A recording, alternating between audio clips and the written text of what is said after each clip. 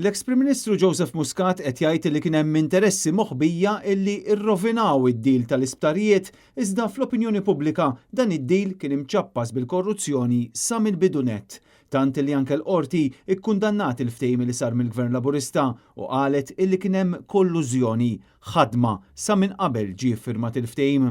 Permezz tal-midja soċjali Joseph Muscat baqa' jiddefendi dan id-dil fraudolenti tant illi qal illi seta' ġab trasformazzjoni fis-sistema tas-saħħa filwaqt li insista li kien hemm dawk li hu sejħilhom sfidi illi kienu ta' ostaklu sabiex il-proġett jiġi imwettaq kif xtaq il-Gvern. Minkejja dan il-kliem ta' Muscat, is-sentiment fit-triq huwa għal kollox differenti. Il-kawża tal-Vitis darsitek l-istorja dejqitek il-kawża tal-Vitis. Kullu żejqirni. Għax jiena ħallas it-taxxa ħija. Kull min għamel xi ħaġa ħażina ma' kulħadd. Kull min għamel xi ħaġa ħażina nriġi investiga. Ma nistax inkunu selective justice. Darsitek din l-istorja? Darsitni naqraw.